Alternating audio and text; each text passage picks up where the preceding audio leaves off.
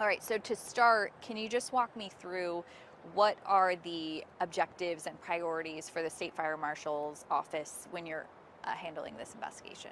In this incident, we really are wearing two hats. We are assisting the Esparto Fire Protection District in the origin and cause investigation of how the explosion started and where it started, but we also are a licensing entity for pyrotechnics here in the state of California. And so we want to determine were all of the state's laws and regulations being followed by the operators at this location.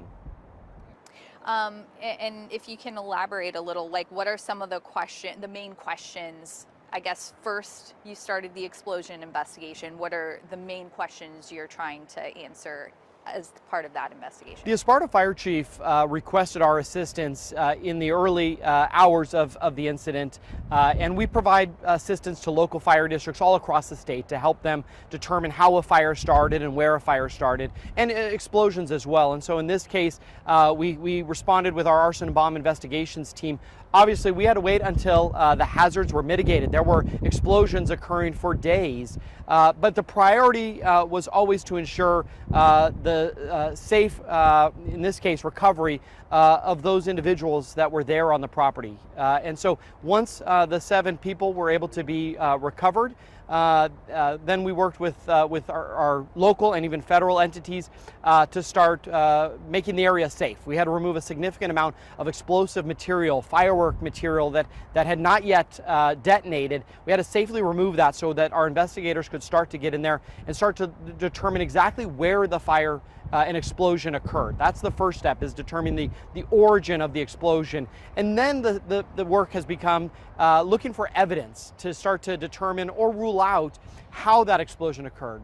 The reality in an explosion of this magnitude, we may never know exactly how this explosion was sparked, but our work right now is to sift through literally the ashes to find any evidence to help us work to determine what went wrong. So still determining the origin at this point.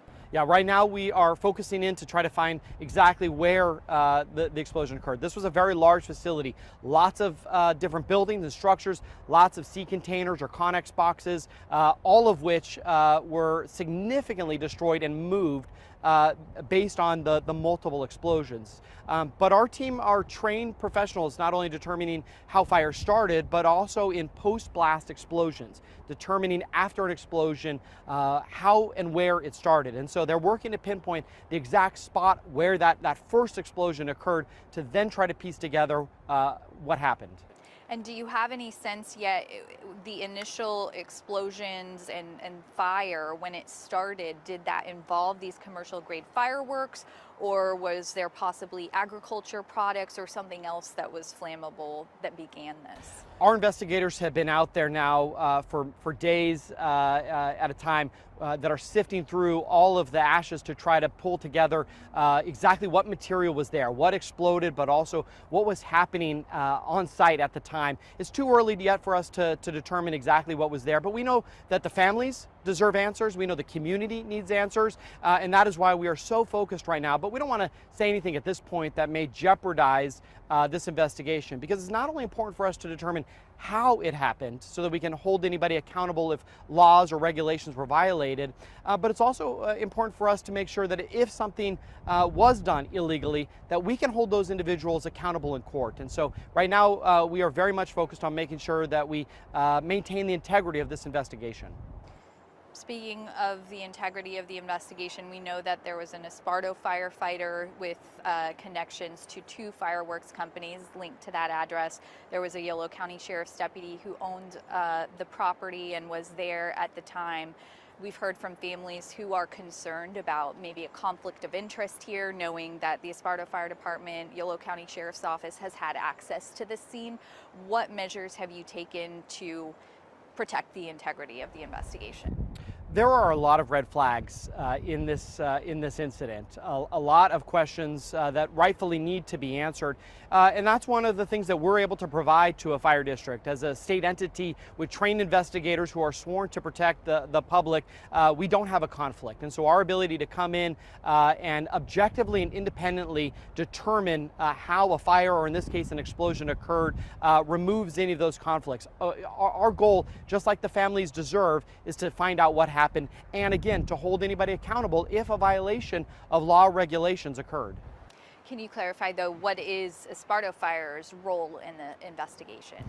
This is a local fire incident, and so while CAL FIRE, we provided fire resources as mutual aid, this is their incident, but they requested our assistance as the law allows, and many fire districts, especially in rural areas, often will request our arson and bomb investigators, who are trained professionals day in and day out investigating fires and explosions. We can go into a smaller community and provide the resources and the expertise that not all communities have. Regardless of any local ties or connections, we can go in and provide that assistance that a local fire district needs. And just to clarify the timeline, when did they request your assistance, and how soon were you guys able to get on scene? In the early evening of the day of the explosion, we immediately made contact, and we were able to be at scene that evening. What about the volume of fireworks that was stored here? Do you have a sense of that? This explosion was clearly the result of a large amount of quantity. While we're still determining, what type of material was actually there at the location, that's going to be part of our investigation. Now, it's important to note that from the state, this operator at site had 3 licenses from us. They had an importer-exporter license, so they could bring in fireworks to the state and they could export them out. They had a wholesaler license, so they could sell those fireworks to other approved retailers, and they were an operator for public shows. So the large public shows that we see at Cal Expo and other fairgrounds, this company was licensed to be able to do that. But the state requirement in the fire code is that anybody who is storing fireworks has a permit from the local authority having jurisdiction as well. We are hearing now that it's very unlikely that they had those permits, and so that's going to be part of our investigation, because it is a requirement in the fire code that they not only have the state licenses to bring in fireworks and to sell fireworks and to operate fireworks, but it's also in the code that they have a local permit. And so if, again, there's a violation of these state laws, we're going to hold that operator accountable. Is there, knowing that there are so many entities involved in the regulation of a company like this, is there communication between those different entities? For example, we know that the Esparto Fire Department said they knew these fireworks were being stored here, but then we have the county saying it wasn't zoned to store fireworks. Is there something in place so that these agencies are communicating about that? We work very closely across the state with local and federal entities. We work side by side with ATF, with U.S. District Attorney's Office, with many regional task forces that focus on fireworks. California is a big state, and we have a lot of rural communities. And so one of the things we continue to look at is, is there ability to do more communication? How can we make sure that all entities know about the license? Look, in the last week, we have had a significant impact across our state from fireworks. Obviously, the explosion in Esparto has our focus with our arson and bomb unit, but we had several homes. In fact, 3 homes in our state prior to the 4th of July exploded because of illegal fireworks. A young girl down in Orange County died because of illegal fireworks. And so this continues to be part of our effort to curb the use of illegal fireworks. We don't know exactly, again, what happened in Esparto, but we know that we are on this trend of more and more explosions and injuries caused by illegal fireworks, and that is why we have continued to have a zero tolerance. The legislature, the governor, have recently increased the penalties for the misuse of fireworks or the violations of our fireworks laws, because this is a serious crime. People are getting injured. Homes are being destroyed, fires are happening. Since 2024, over $35 million of damage of property because of illegal fireworks and unsafe fireworks. Over 1,200 fires occurred, again, in just the last year and a half. And so we recognize that illegal fireworks is a serious problem here in California. The penalties have increased. Our resources to be able to respond to these incidents, investigate these incidents. Just last month, as an example, we removed 500,000 pounds of illegal fireworks from an operator who we believe was also not following their requirements for their license. And so, again, we've been very strict in the last several years to continue to put more resources and more effort to getting illegal fireworks and improper use of fireworks off our streets because of the dangers we are continuing to see.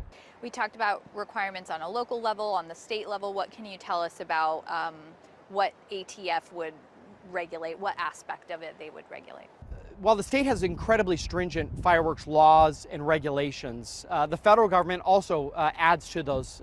When it comes to storage of fireworks, ATF sets the requirements for how close you can place product. How much product, again, based on this distancing, are all federal requirements. Transportation is also regulated federally. When you move fireworks from point A to point B, you also have to have certain federal permits. So we're working very closely out at this incident, as we have always, with ATF, with PHMSA, the federal transportation agency that does much of this work. And so that's something that in this case we're continuing to work side by side with our federal partners to make sure that, again, not just state, but local and federal permits and licenses were all in compliance. And if they weren't, again, we're going to hold those operators, those property owners, or those individuals accountable. So that in mind, is that a crime scene at this point?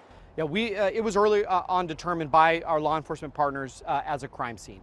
Again, while it's too early to determine exactly what happened, we know something went wrong, and 7 people lost their lives in this explosion. It's the reason why we're dedicating so many resources, but making sure that we can get answers to understand was there negligence or wrongdoing as a result.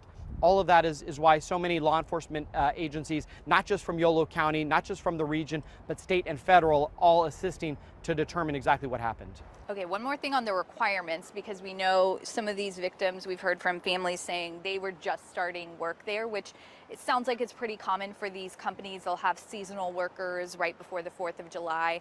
But what can you tell us about, what are their training requirements for workers like that? Yeah, I would defer you to Cal OSHA, who regulates the workplaces. They have been out there as well. Between state, federal, and local, we have a lot of different entities that all ensure that the public, workers, and Californians are safe. And again, obviously something happened here, and this is why we're working with so many different entities to make sure that all rules were followed. Well, it's likely that we will be at site sifting through evidence for many days to come. Our investigation will likely take weeks, if not months. And the reality is, in an explosion of this magnitude and this size, we may never know exactly what happened the moments leading up to the explosion. But we're working our hardest right now, dedicating to make sure that any evidence we can find to give those answers to the family, to the community. But again, we just may never know. Last thing here, we kind of talked about this beforehand. We've seen several news conferences over the last week, but we keep hearing that your office is the lead on the investigation. Some families were expressing frustration because they felt like they weren't getting answers. We were told to talk to your office. Why was no one from the State Fire Marshal's office present at those news conferences? Yeah, the Esparto Fire District has been the lead for this incident. We are really working for them on the investigation themselves. But we very much recognize, as we do in every incident that we manage, how important it is that we're providing information to those immediately impacted by these incidents and by these fires, and especially these families. And we've had some major incidents in our jurisdiction that have caused fatalities, and we know the pressure it puts on the families who just want answers. And so we'll continue to make sure that we're providing the County of Yolo, the Sheriff's Department, the Fire District with everything that we can provide, again, maintaining the integrity of the investigation.